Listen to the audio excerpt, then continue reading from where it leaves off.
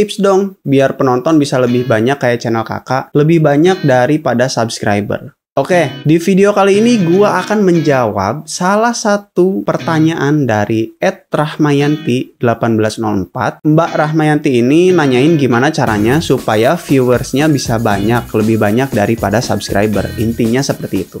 Sebelum gua masuk ke inti dari jawabannya, ada hal yang perlu diperhatikan. Karena nggak selamanya viewers itu harus lebih banyak daripada subscriber. Lebih sedikit dari subscriber pun nggak jadi masalah selama viewersnya itu dari setiap videonya terus bertambah dari waktu ke waktu. Banyak kok yang udah dapet jutaan subscriber tapi viewsnya masih di puluhan ribu atau ratusan ribu. Yang perlu digarisbawahi, mereka yang punya subscriber jutaan itu rata-rata setiap mereka upload, jumlah viewersnya relatif konsisten. Atau bahkan ada yang lebih banyak daripada biasanya. Karena dengan konsistennya jumlah viewers, apalagi terus bertambah, itu tandanya channel tersebut udah punya penonton setia yang selalu nunggu konten yang diupload. Dan pada faktanya, jumlah subscriber pun nggak begitu berpengaruh dengan jumlah views. Karena ketika jumlah subscriber banyak, tapi si subscribersnya itu mayoritas nggak tertarik sama konten yang kita upload, alhasil subscriber yang kita punya nggak akan ngeklik konten meskipun konten yang kita upload tersebut itu direkomendasikan oleh YouTube di beranda. Dan akhirnya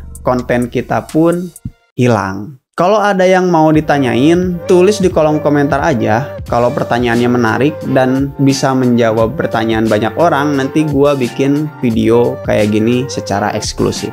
Nah, sekarang masuk ke inti pertanyaannya. Kok bisa sih viewsnya banyak? Disclaimer dulu ya, gua menjawab pertanyaan ini sesuai dengan pengalaman gua pribadi. Jadi kalau kalian nggak percaya, kalian bisa riset sendiri di rumah sesuai dengan pengalaman kalian juga. Tapi sebelum itu, sebaiknya subscribe dulu. Deket kok tombol subscribe-nya. Kalau yang nonton di smartphone, tinggal swipe aja ke atas, langsung klik subscribe. Kalau yang nonton di PC atau di laptop, tinggal klik tombol subscribe-nya yang ada di bawah. Oke, gue mau cerita kapan views di channel ini bisa cukup meningkat meskipun gue jarang upload video.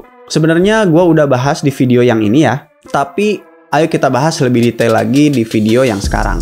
Jadi, hal yang mempengaruhinya itu ada dua faktor, yaitu faktor teknis dan faktor fundamental. Hal tersebut terlepas dari siapa konten kreatornya, mau artis atau bukan, expert atau enggak. Nah, di faktor teknis ini ada yang namanya scripting atau hook dan story di dalamnya, terus ada clickbait yang di dalamnya ada thumbnail dan judul, terus ada SEO dan ada editing. Banyak konten kreator kecil itu kebanyakan fokus pada hal ini. Faktor teknis ini sering juga disebut dengan algoritma sosial media. Kurang lebih seperti itu. Banyak konten kreator yang terjebak di sini. Seolah-olah mencari resep rahasia dari algoritma supaya dapat views banyak dan berharap channelnya bisa viral. Tapi pada nyatanya, algoritma sosial media ini berubah-ubah secara berkala.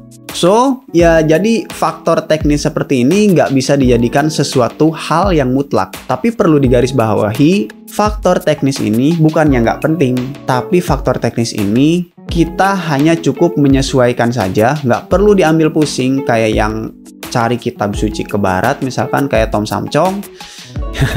Hal yang harus diperhatikan di sini yaitu bagian scripting yang isinya hook sama story, clickbait yang isinya thumbnail sama judul, dan editing kontennya. Kita sepakati dulu di sini kalau yang bakal gua bahas ini adalah bentuk long video. Jadi mungkin ada perbedaan antara short video dan konten-konten foto kayak di Instagram. Jadi kita pembahasannya cukup spesifik, oke? Kenapa mulai dari scripting? Scripting ini yang akan menentukan sebuah video menarik ditonton atau enggak. Meskipun enggak semua views akan menonton full videonya ya, tapi kalau videonya punya jam tayang yang tinggi, algoritma dari sosial media akan merekomendasikan konten yang kita upload. Nah, setelah scripting, lalu kita menentukan clickbaitnya dengan thumbnail dan judul yang menarik. Kalau di toko buku, ya thumbnail sama judul ini ya kayak cover yang akan memikat si pembeli buku. Jadi sebaiknya membuat thumbnail itu memiliki warna yang kontras dibandingkan sama kompetitor dan background yang berbeda dari platformnya,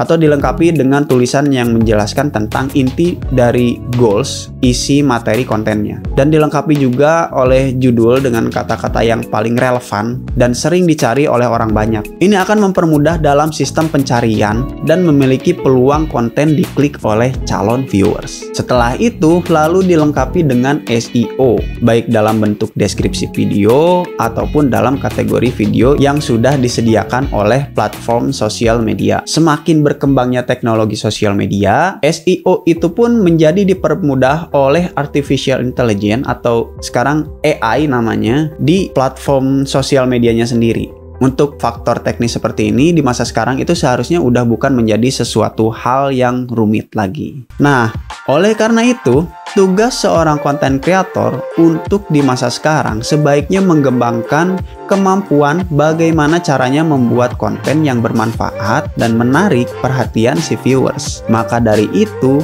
poin yang terakhir dari faktor teknis ini adalah editing. Di dalam hal editing ini, spesifiknya untuk long video, sebaiknya fokus terlebih dahulu di 1 menit pertama dalam video. Karena 1 menit pertama ini akan menentukan ekspektasi dari viewers dan apakah viewers memutuskan menonton sampai akhir atau enggak. Di dalam 1 menit pertama ini sebaiknya diisi dengan ulasan ringkas dari isi konten, apa yang akan didapat oleh viewers setelah menonton kontennya sampai habis, dan sertakan ilustrasi atau animasi yang mendukung materi dari isi kontennya. Di 30 detik pertama, usahakan setiap 3 detik itu ada perubahan scene atau ada transisi video untuk memikat perhatian si viewers. Kalau semua faktor teknis di atas bisa dijalankan secara ideal, viewers akan menonton minimal 40-50% dari total durasi video. Otomatis, platform sosial medianya akan mendeteksi kalau konten ini adalah konten yang bagus dan selalu masuk rekomendasi dari masa ke masa sampai minat dari viewersnya berubah. Hasilnya, views akan selalu meningkat selama ada orang yang memiliki masalah sesuai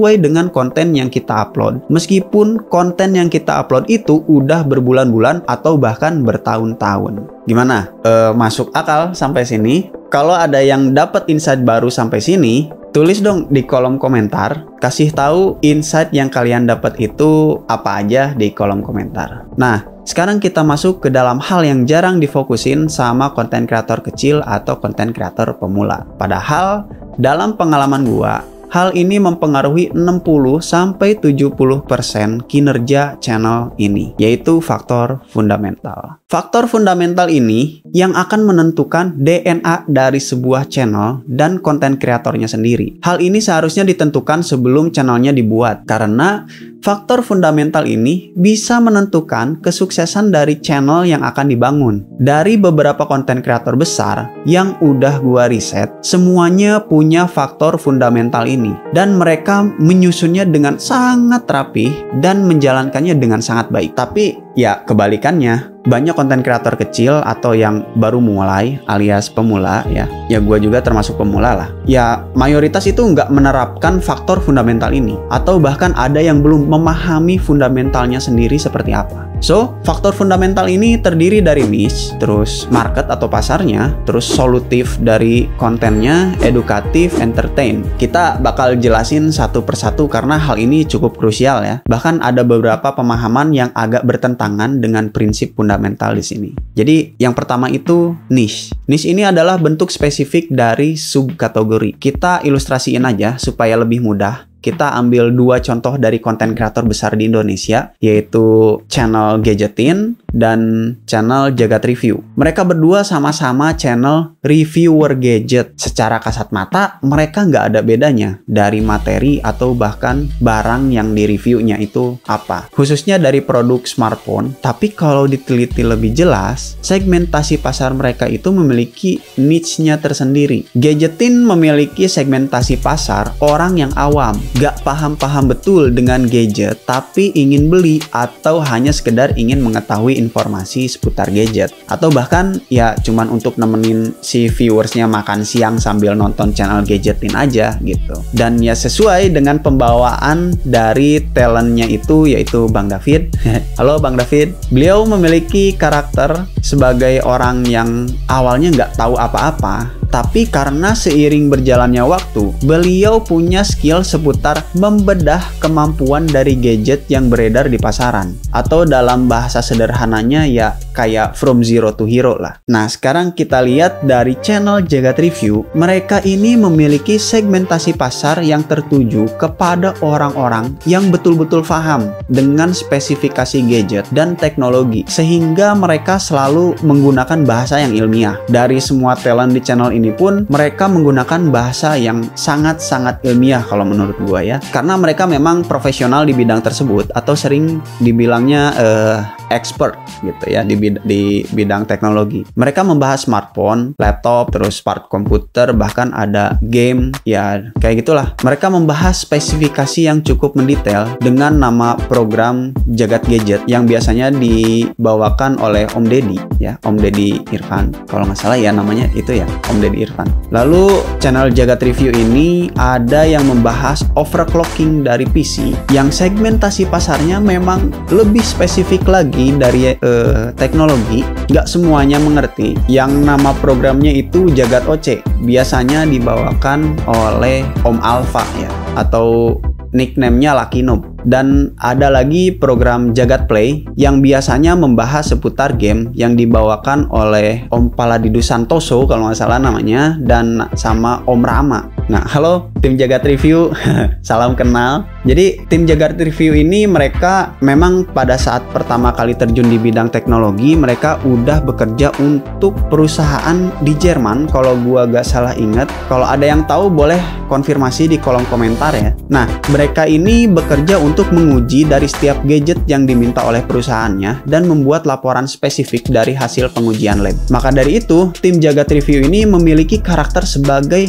expertise di bidang gadget dan teknologi dan memiliki niche yang spesifik. Oke, kesimpulannya, meskipun Gadgetin dan Jagat Review memiliki konten yang serupa, tetapi dari segi niche dan micro niche-nya tidak saling bersinggungan, sehingga mereka bisa berjalan beriringan dan saling mendukung satu sama lain. Gimana? Udah mulai tercerahkan sampai sini? Jadi gak ada kata-kata aku belum expert nih dan gua gak pede bikin konten, karena dari masing-masing konten kreator itu punya karakternya sendiri-sendiri. Dan kalau berfokus pada niche, lebih mudah mendapatkan sesuatu hal yang relate dengan viewersnya. Semakin relate, semakin diminati juga oleh viewers. Nah, setelah kita paham dengan yang namanya niche, kita harus mengetahui marketnya besar atau kecil, profitable atau enggak. Hal ini yang akan mempengaruhi sebuah channel akan berkembang pesat atau lambat. Dan hal ini juga yang sering dialami oleh konten kreator ketika mendapatkan monetisasi tapi tidak sesuai harapan. Karena setiap pembahasan itu hasil monetisasinya bisa berbeda. Ada yang viewsnya banyak tapi hasil monetisasinya sama dengan yang viewersnya lebih sedikit. Itu ditentukan oleh market. Nah, sekarang gimana cara menentukan marketnya supaya hasil monetisasinya besar? Kita cukup menggunakan logika sederhana aja. Kita ambil contoh di YouTube ya. YouTube ini mendapatkan uang sebagian besarnya dari perusahaan atau individu yang ngiklan di platform mereka.